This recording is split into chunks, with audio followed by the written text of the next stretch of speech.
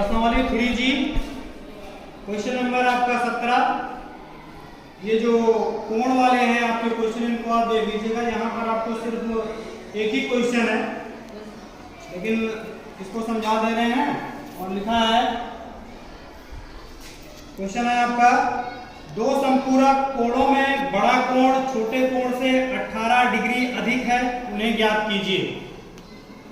दो संपूरक कोणों में बड़ा कोण छोटे कोण से 18 डिग्री अधिक है, उन्हें ज्ञात कीजिए। सबसे पहले हम क्या करेंगे कि मान लेंगे कि माना छोटा कोण बराबर x अंश तथा बड़ा कोण बराबर y अंश। क्योंकि यह कोण आपके कैसे हैं? संपूरक हैं। कैसा है? संपूरक। संपूरक। तो इस चीज को हम लिख देंगे, चूंकि दिया गया कोण संपूरक है। संपूरक कोण है, लिख दीजिए। क्योंकि दिया गया कोण संपूरक कोण है। इसलिए क्या होगा कि हम जानते हैं संपूरक कोण किसे कहते हैं?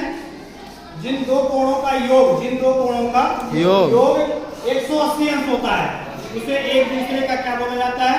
संपूरक कोण बोलते हैं। संपूरक कोण बोलते हैं। तो चूंकि दिया गया कोण संपूरक कोण है, इसलिए क्या होगा कि पहला वाला कोण और दूसरा वाला कोण, इन दोनों कोण का योग कितना हो जाएगा? 180 अंश हो जाएगा। ठीक। शर्त के अनुसार, शर्तानुसार शर्त क्या है? शर्त में क्या कह रहा है कि जो बड़ा वाला कोण है, बड़ा वाला कोण जो है छोटे वाले कोण से 18 क्या है? ज्यादा है, 18 अधिक है। तो बड़ा वाला कोण ये है और ये आपका जो है इससे क्या है? 18 ज्यादा है। ये बराबर करने के लिए इस तरह से हो गया। ठीक। इसको हम प्रतिस्थापन विधि की सहायता से हल कर लेंगे। प्रतिस्थापन विधि से इस y वाले समीकरण 2 का जो है y का जो वैल्यू है x + 18, इसको क्या करेंगे? समीकरण नंबर 1 में रख देंगे। तो यहाँ इस बात को हम लिख देंगे कि समीकरण नंबर 2 से y का मान समीकरण नंबर 1 में रखने पर 1 में रखेंगे। तो यहाँ पर x है, x साफ दिख रहा है आपको ना। इसके बाद में y की जगह पर x + 18 बराबर 180 अंश। ठीक। इसके बाद जब आप ब्रैकेट को खोलेंगे तो x ये हो जाएगा 18 को 75 कर दीजिए उधर। जब आप बराबर कुछ तब ले जाएंगे तो क्या होगा कि ये आपका माइनस में हो जाएगा। जब आप इन दोनों को 1x और 1x से आपका हो जाएगा 2x हो जाएगा और 2x बराबर 162 हो जाएगा। घटाएंगे आप, x बराबर क्या हो जाएगा? 162 बटा 2। आप इसको जब भाग देंगे, काट लेंगे तो 81 अंश आ जाएगा। कितना आएगा? 81। x का मान आप क्या करेंगे? समीकरण नंबर 2 में रखने पर यहाँ 2 में रख दिया जाएगा। 2 में रखते हैं तो आप x की जगह पर y बराबर लिखते हैं, y बराबर x की जगह पर 81 और प्लस 18। 81 18 कितना हो गया? 99। इस तरह से अतः छोटा कोण बराबर 81 अंश और बड़ा कोण बराबर 99 अंश। लेकिन एक चीज इसमें है नहीं, मान लीजिए कि अगर आपसे कुछ इस टाइप का क्वेश्चन बना लिया गया, इस टाइप का क्वेश्चन अगर बना लिया जाता है, वहां पर क्या है इसको समझ लीजिएगा। ये तो आपका संपूरक की बात है। अगर हो गया कि जो है जो आपके कोण है कोटि पूरक की बात हो, क्या नाम है? कोण के पूरक। कोटि पूरक, ये संपूरक की बात है और वहां पर आपका क्या है? कोटि पूरक की। तो अगर कहा जाए कि यही वाला क्वेश्चन आप सेम बना लीजिए। दो संपूरक कोण में बड़ा कोण छोटे, तो संपूरक ना कह के आप कह सकते हैं दो कोटि पूरक कोण में, दो, बल्कि इसको आप लगा के दिखाइएगा हमको। दो कोटि पूरक कोणों में बड़ा कोण छोटे कोण से 18 डिग्री अधिक है। खाली जहां संपूरक लिखा है वहीं पे आपको क्या करना है? कोटि पूरक लिखना है। अब उसको आप हल करिएगा। यहाँ मैं थोड़ा सा समझा देता हूँ कोटि पूरक के लिए। माना छोटा कोण x, बड़ा कोण y, आपका वही से नहीं चलेगा।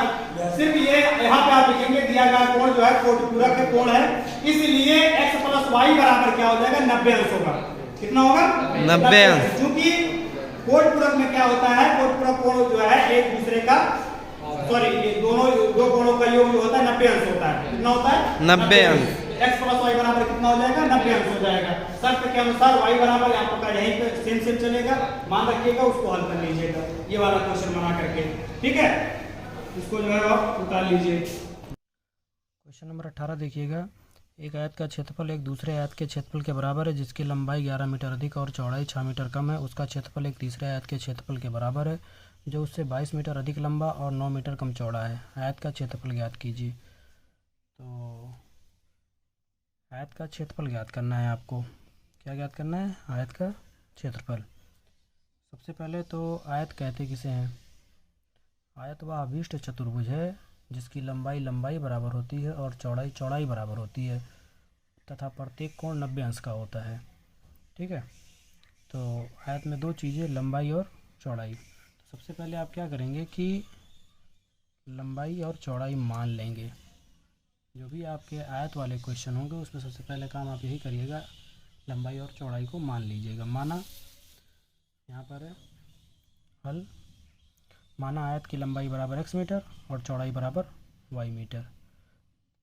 तब आयत का क्षेत्रफल क्या होगा? इसलिए आयत का क्षेत्रफल बराबर, क्योंकि आयत का क्षेत्रफल बराबर होता है लंबाई गुणे चौड़ाई। लंबाई हमने x माना है और चौड़ाई क्या है? y है, तो इसलिए क्या हो जाएगा? लंबाई गुणे चौड़ाई मतलब x इंटू वाई वर्ग मीटर।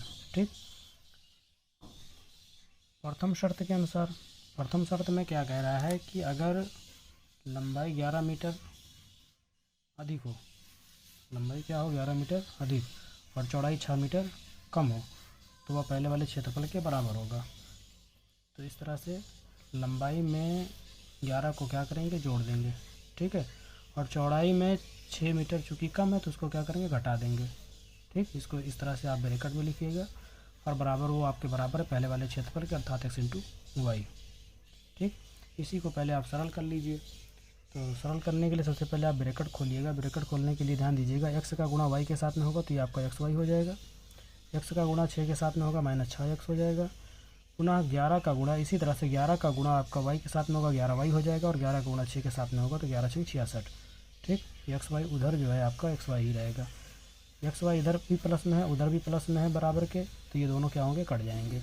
इस तरह से बचा क्या? Minus 6x plus 11y। ये जो आपका माइनस 66 था इसको पक्षांतर कर दिया गया उधर, तो इस तरह से जब आपका ये माइनस था उधर गया प्लस में हो गया। ये आपका समीकरण नंबर 1 हो गया। ठीक, द्वितीय शर्त के अनुसार दूसरे शर्त में क्या कह रहा है? यहाँ देखिए 22 मीटर अधिक, उसका क्षेत्रफल एक तीसरे आयत के क्षेत्रफल के बराबर है जो उससे 22 मीटर अधिक लंबा और 9 मीटर कम चौड़ा है। मतलब 22 मीटर अधिक लंबा, लंबाई x है, x में आपको कितना जोड़ना है? 22 मीटर, और चौड़ाई जो है वो 9 मीटर कम है अर्थात 9 मीटर घटा देना है। तो यहाँ पर देखिएगा द्वितीय शर्त के अनुसार x प्लस 22 एक ब्रैकेट में, दूसरे वाले में y माइनस 9 बराबर आपका वही वो xy। ठीक, फिर इसको भी ब्रैकेट को खोल लेंगे हम, x का गुणा y के साथ में होगा तो xy हो जाएगा, x का गुणा 9 के साथ में होगा 9x हो गया माइनस 9x, 22 का गुणा y के साथ में तो 22y, प्लस और माइनस का गुणा माइनस ही होता है, 22 का गुणा 9 के साथ में करेंगे तो 198 हो जाएगा। इधर आपका xy ही रहेगा, xy से xy क्या हुआ? कट गया, बचा क्या? Minus 9x plus 22y। Same उसी तरह से 198 को इधर पक्षांतर कर दिया गया है आपका, तो ये आपका माइनस में था प्लस में हो गया। ये आपका समीकरण नंबर 2। इसको हम विलोपन विधि से हल करेंगे। विलोपन विधि में क्या होता है कि गुणांकों को बराबर करते हैं, किसी भी एक चरपद के गुणांक को बराबर कर लिया जाता है। तो समीकरण नंबर 1 का आप ध्यान दीजिएगा, एक का x का गुणांक है 6 माइनस 6, यहाँ पर x का गुणांक है 9, यहाँ पर y का गुणांक कितना है 11, यहाँ पर y का गुणांक कितना है 22। अगर हम समीकरण नंबर 1 को 2 से गुणा कर देते हैं तो 11 दूना 22 ये भी बराबर हो जाएगा। तो सेम वही चीज़ लिखा गया है, और चूँकि इसका भी चिन्ह बराबर प्लस समान है, प्लस है, तो इसको हम घटा लेंगे। वही चीज़ यहाँ पर लिखा है कि समीकरण नंबर 1 में 2 से गुणा करके, 2 से क्यों वो तो भी आपको मैंने समझाया, 2 से गुणा करके समीकरण नंबर 2 से घटाने पर, पहले तो समीकरण नंबर 1 में आपको 2 से गुणा करना है, उसके बाद समीकरण नंबर 2 से घटा देना है। ठीक है, समीकरण नंबर 1 कहाँ है? ये है। 2 का गुणा, इसमें जो 2 का गुणा है वो आपका पूरे पद में करना है। ठीक, तो 2 छंग 12 x प्लस 2 ग्राम में 22 और फिर 66 में गुणा करेंगे तो आपका हो जाएगा 132। ठीक, इसी के नीचे दूसरा वाला समीकरण ये आपका है, इसको लिख लिया गया क्योंकि घटाने की बात की गई है, घटाने पर है, और घटाने पर क्या होता है? चिन्ह बदल जाता है। तो अभी ध्यान दीजिए, यहाँ पर ये माइनस है तो ये प्लस हो जाएगा, ये प्लस है ये आपका माइनस हो जाएगा, यहाँ पर चिन्ह कौन सा है? प्लस का, तो ये माइनस हो गया।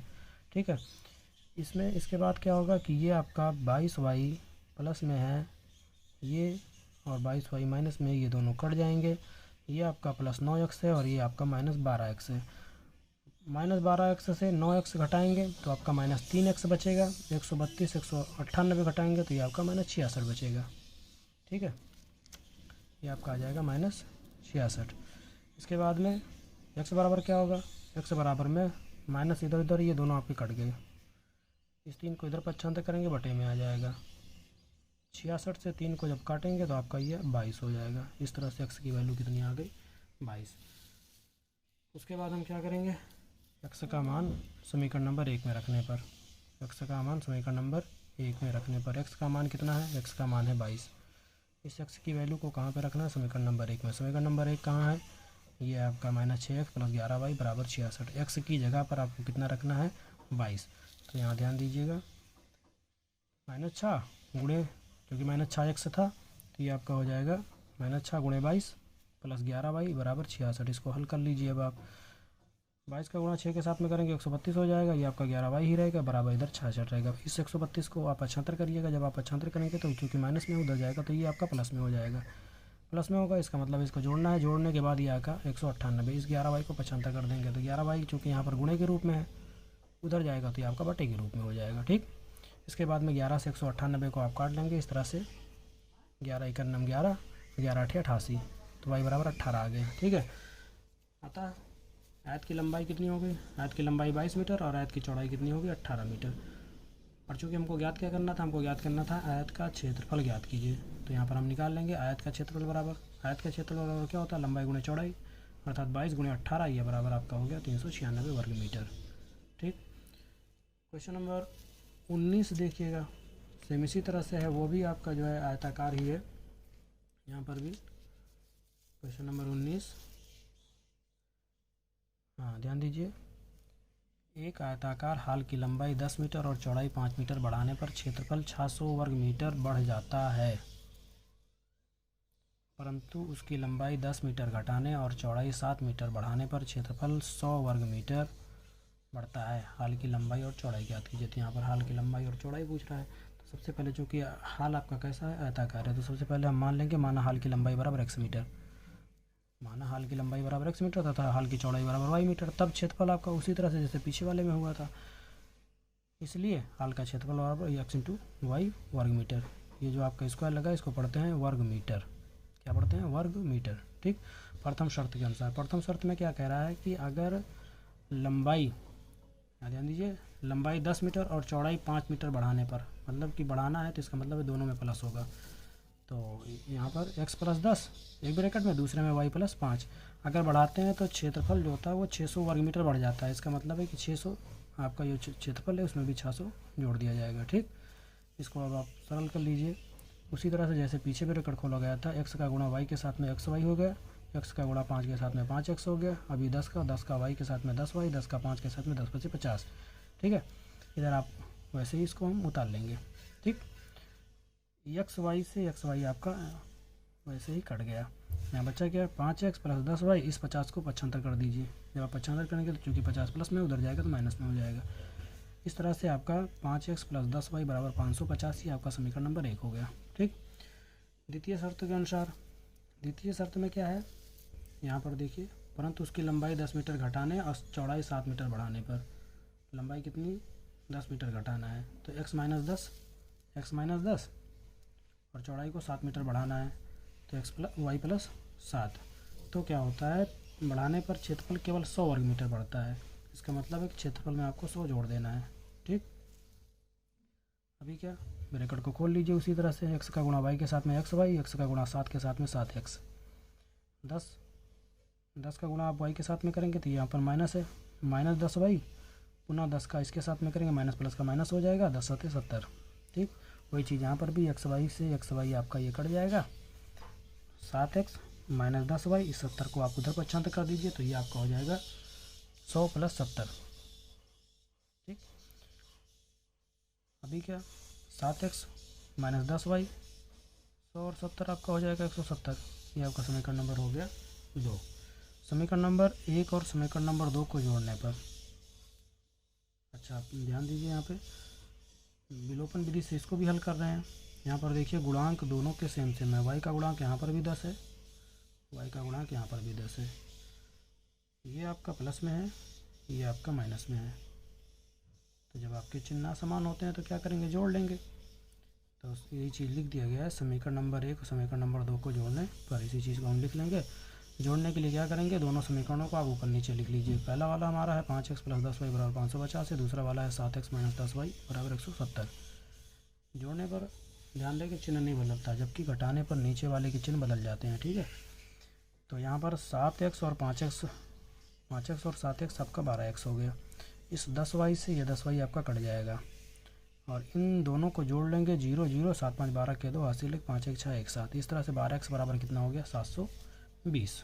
ठीक, तो x बराबर क्या होगा, 720/12।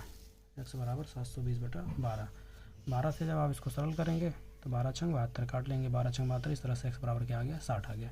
x का मान समीकरण नंबर 1 में रखने पर, समीकरण नंबर 1 आपका कहाँ पे है, समीकरण नंबर 1 आप देखिए ये है 5x + 10y = 550। इसमें x का मान रखना है, तो x 5x है ना, 5 × x का मान 60 आया है, तो 5 × 60 बराबर उसको उतार लीजिएगा वैसे, 10y = 550। ठीक, यहाँ पर गुणा करेंगे इसको तो 5 × 30, 0 आगे, 10y 550। 10y को अभी इधर ही रहने दीजिए, 300 को आप 75 कर दीजिए। जब आप 300 को उधर 75 करें, चूँकि यहाँ प्लस में उधर जाएगा तो माइनस में हो जाएगा। 550 में से 300 घटाएंगे 250 आएगा। इस 10 को भी 75 करेंगे, 10 को 75 करेंगे, इधर गुणे के रूप में, उधर जाएगा तो बटे के रूप में हो जाएगा। इस तरह से आपका क्या हुआ, 0 से 0 कट गया, ये बचा क्या, 25। अतः हाल की लंबाई बराबर कितना, हाल की लंबाई, चूँकि हम लंबाई x माने थे इसलिए आता हाल की लंबाई बराबर 60 मीटर और चौड़ाई बराबर 25 मीटर। ठीक, अच्छा, अभी आयत के एक क्वेश्चन और हैं, उसको आप स्वयं हल करिएगा और कमेंट में हमको उत्तर बताइएगा इसका आंसर कितना आया। और इसके लिए आपको थोड़ा सा हम समझा दे रहे हैं, या ध्यान दीजिएगा। क्वेश्चन नंबर 20, एक आयत का क्षेत्रफल 9 वर्ग इकाई कम हो जाता है। ध्यान दीजिएगा, क्षेत्रफल क्या है कि 9 वर्ग इकाई कम हो जाता है यदि उसकी लंबाई 5 इकाई कम कर दी जाती है और चौड़ाई 3 इकाई बढ़ा दी जाती है। ये पहली शर्त हो गई। दूसरे में है, यदि हम लंबाई को 3 इकाई और चौड़ाई को 2 इकाई बढ़ा दें तो क्षेत्रफल 67 वर्ग इकाई बढ़ जाता है। आयत की विमाएँ ज्ञात कीजिए। विमाएँ का मतलब है कि आपको वही लंबाई और चौड़ाई ज्ञात करना है। ठीक है, तो सबसे पहले समझ लीजिएगा, आपको इसको स्वयं लगाना है और उत्तर हमको कमेंट बॉक्स में बताना है। ठीक है, सबसे पहले आप क्या करेंगे कि माना आयत की लंबाई बराबर x और चौड़ाई बराबर y मीटर। ठीक, सेम इसी तरह से लगेगा, ध्यान दीजिएगा। जैसे यहाँ पर हाल का था, वैसे यहाँ पर आप क्या करेंगे कि माना आयत की लंबाई, यहाँ पे लिखेंगे माना आयत की लंबाई बराबर x मीटर और चौड़ाई बराबर y मीटर। तब आपका क्षेत्रफल हो जाएगा, आयत का क्षेत्रफल x × y हो जाएगा। प्रथम शर्त के अनुसार वही चीज़ यहाँ पर लिखेंगे, प्रथम शर्त के अनुसार। अब यहाँ पर जो x + 10 है, इसको देखिए, यहाँ पर आपको क्या करना है, यदि उसकी लंबाई 5 इकाई कम कर दी जाती है और चौड़ाई 3 इकाई बढ़ा दी जाती है। इसका मतलब है कि 5 इकाई कम किया जा रहा है तो x - 5 रहेगा।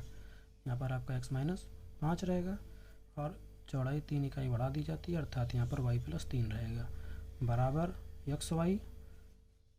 जब ऐसा होता है तो आयत का क्षेत्रफल 9 वर्ग इकाई कम हो जाता है। ये जो आपका +600 है, यहाँ पर आपका केवल -9 रहेगा क्योंकि कम हो रहा है। आगे आप इसको स्वयं हल कर लीजिएगा। द्वितीय शर्त को भी थोड़ा सा समझ लीजिए। पुनः जब आप हल करके इस तरह से एक इक्वेशन पा जाएंगे, समीकरण मिल जाएगा। ठीक है, और द्वितीय शर्त में कह रहा है कि यदि लंबाई को 3 इकाई और चौड़ाई को 2 इकाई बढ़ा दें, यहाँ पर दोनों को बढ़ाया जा रहा है, तो x + 10 जैसे यहाँ पर है, यहाँ पर तो आपका इस वाले में होगा 3 इकाई बढ़ा दिया तो x + 3, क्या चीज़, x + 3, और इसमें आपको क्या कर रहा है, चौड़ाई 2 इकाई बढ़ा दें। ठीक, तो y + 2 रहेगा, यह बराबर, तो क्षेत्रफल 67 वर्ग इकाई बढ़ जाता है। यहाँ पर आपका +67, समझ रहे ना। अब आप इसको हल कर लीजिएगा, हल करके x और y की वैल्यू निकाल लीजिएगा, वही आयत की लंबाई हो जाएगी और वही आयत की चौड़ाई। जो x की वैल्यू आएगी वो आयत की लंबाई होगी और जो y की वैल्यू आएगी वो आयत की चौड़ाई हो जाएगी। ठीक, क्वेश्चन नंबर 21 देखिएगा। अब आप क्वेश्चन नंबर 21 है, बड़ा इंटरेस्टिंग है क्वेश्चन। ठीक है, ध्यान दीजिए। एक मित्र दूसरे से कहता है यदि मुझे 100 दे दो तो मैं आपसे 2 गुना धनी बन जाऊंगा। ये पहली शर्त हो गई। दूसरा उत्तर देता है यदि आप मुझे 10 दे दें तो मैं आपसे 6 गुना धनी बन जाऊंगा। बताइए उनकी क्रमशः क्या संपत्तियां हैं। क्योंकि मित्र कितने हैं? 2, तो पहला दूसरा संबोधित कर लेंगे हम यहाँ पर। माना पहले मित्र की संपत्ति बराबर x रुपये तथा दूसरे मित्र की संपत्ति बराबर y रुपये। ठीक है। प्रथम शर्त के अनुसार क्या कह रहा है? प्रथम कह रहा है कि अगर आप मुझे 100 दे दें, कितना दे दें? 100। तो जब 100 इस वाले में जुड़ेगा तो जाहिर सी बात है 100 इसमें क्या होगा? इस वाले में माइनस हो जाएगा। ठीक। कह रहा है कि अगर 100 दे दो तो मैं आपसे 2 गुना धनी हो जाऊंगा। कौन? ये वाला, पहला वाला मित्र कह रहा है कि मैं 2 गुना धनी हो जाऊंगा। तो 2 गुना धनी होगा मतलब 2 गुना ये हो गया, लेकिन बराबर करने के लिए इस 2 का गुणा इसमें किया जाएगा। ध्यान दीजिएगा। ठीक है। ठीक। अभी जो है हमने यहाँ पे क्या किया, आगे x को यहीं पे लिख लिया है, 2 से ब्रैकेट को खोला है, 2y, 2 1 2 200। इस 100 को भी पक्षांतर कर दिया गया है। तो जब आप 100 पक्षांतर करेंगे तो इधर प्लस में था, इधर आया तो ये माइनस में हो गया। -200 अंक से अंक को जोड़ लिया जाता है, -200 और ये -100 आपका हो गया -300। इस तरह से ये आपकी x की वैल्यू 2y -300, इसको समीकरण नंबर 1 मान लिया हमने। ठीक। द्वितीय शर्त में क्या कह रहा था? द्वितीय शर्त में था, यहाँ ध्यान दीजिए, दूसरा उत्तर देता है आप मुझे 10 दे दें। कितना दे दें? 10 दे दें तो मैं आपसे 6 गुना धनी हो जाऊँगा। तो कौन? पहले वाले मित्र से 10 देने की बात है तो 10 इसमें माइनस होगा और 10 इसमें क्या होगा? प्लस होगा। 6 गुना धनी कौन होगा? ये वाला धनी होगा, पहले दूसरा वाला मित्र। तो उस 6 का गुणा इसमें ना करके इसमें करेंगे तभी ये बराबर होगा। ठीक है ना। अब आप यहाँ ब्रैकेट खोल लीजिए, 6 से ब्रैकेट खोलेंगे तो 6x और 6 का गुणा 10 में भी करना होगा, तो 6 दाम 60 बराबर वही चीज़। ठीक है। अब आगे देखिए, यहाँ पर ये आपका अक्षर एक तरफ कर लीजिए, गिनती एक तरफ कर लीजिए। तो यहाँ पर 6x, इस y को इधर लिए तो -y, इस -60 को आप उधर पक्षांतर कर दीजिए, -60 को ले जाएंगे उधर तो प्लस में हो जाएगा। ठीक। 6x -y बराबर ही आपका 70, समीकरण नंबर 2।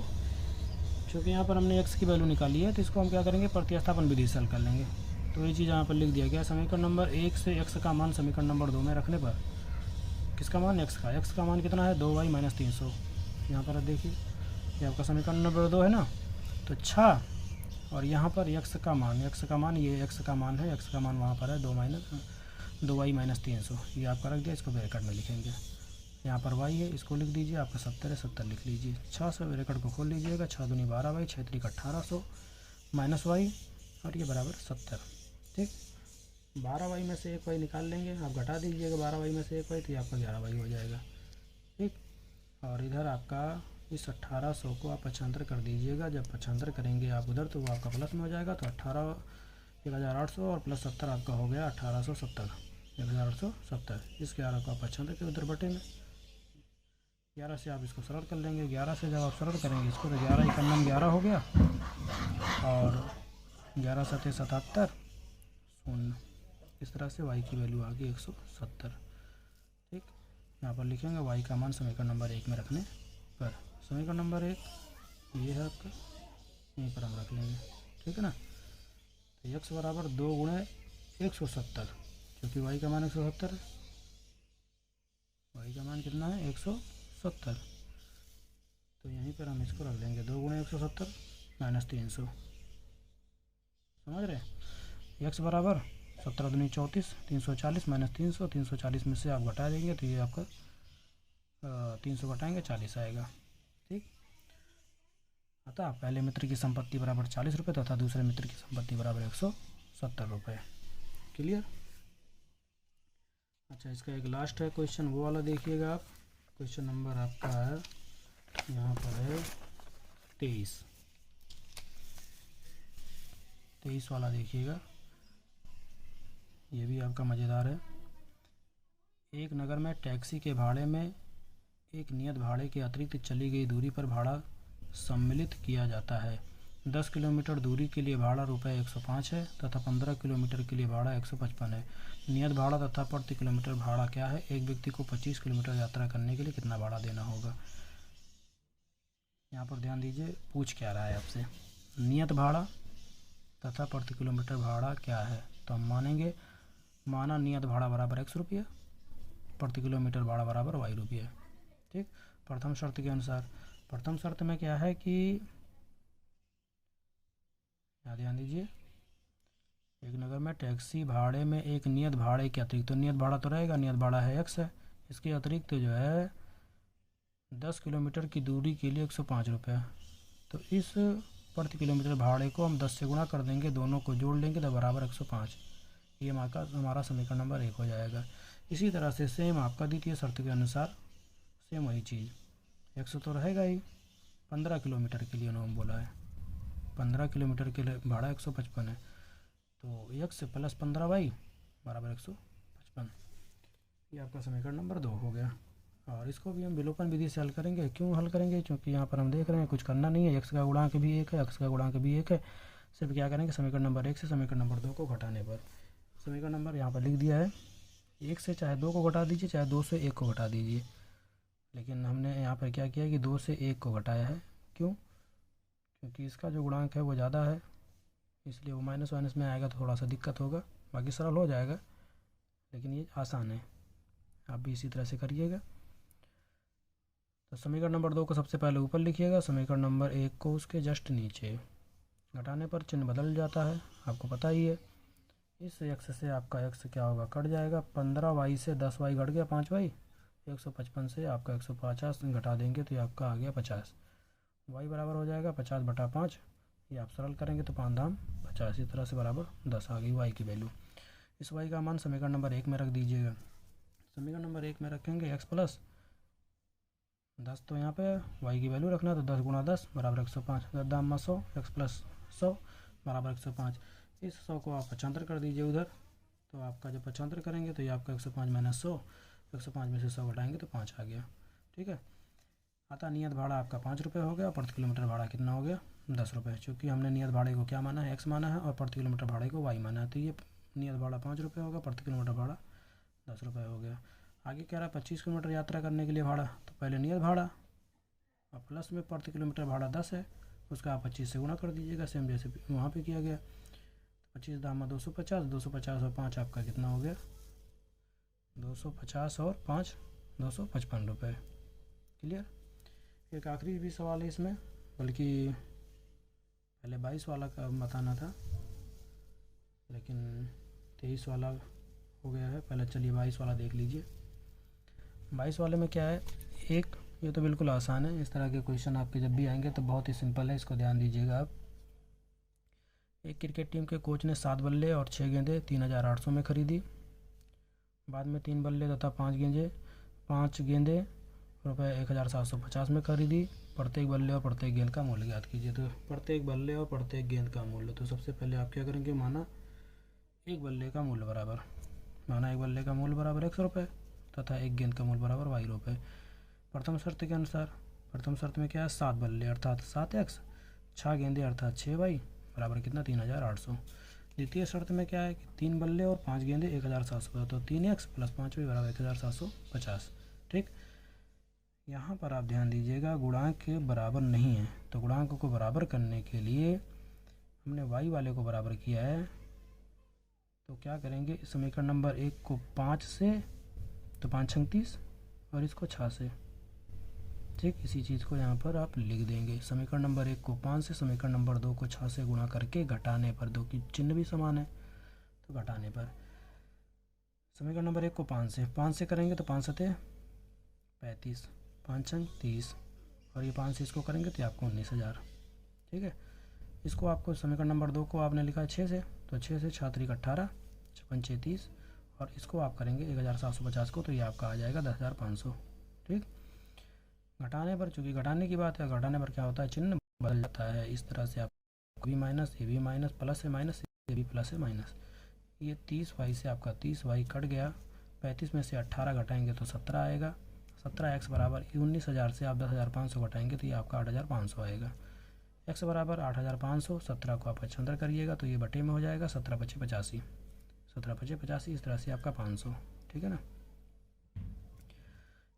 इस x का मान क्या करिएगा, समीकरण नंबर 2 में रखने पर, एक्स का मान समीकरण नंबर 2 में रखने पर, समीकरण नंबर 2 है आपका 3x, तो 3 × 500 एक्स क्योंकि एक्स की वैल्यू 500 है, तो 3 × 500 + 5y बराबर 1750। ये आप गुणा करिए, 3 × 5 = 15, 1500 हो गया, प्लस 5y बराबर 1750। इस 1500 को 75 कर देंगे उधर, तो आपका ये हो जाएगा माइनस हो जाएगा, ठीक है ना। 1750 से आप 1500 को हटाइएगा तो 250 आएगा। इस 5 को भी 75 करेंगे जब आप, तो जो कि यहाँ गुणे के रूप में, उधर जाएगा तो बटे के रूप में हो जाएगा, ठीक। इसको आप सरल कर लीजिए तो आपका हो गया 50 × 25 ये 50, y की वैल्यू कितना हो गया 50 आता है। जो x की वैल्यू है वो आपका बल्ले का मूल हो जाता है। एक बल्ला का मूल बराबर 500 रुपये तथा एक गेंद का मूल बराबर 50 रुपये। क्लियर। ये प्रश्नावली आपकी पूरी ख़त्म हो गई है, ठीक है। इसको आप तैयार कर लीजिएगा। अगर किसी भी किस्म की कोई प्रॉब्लम हो रही है तो आप हमको कमेंट में बताइएगा। ओके।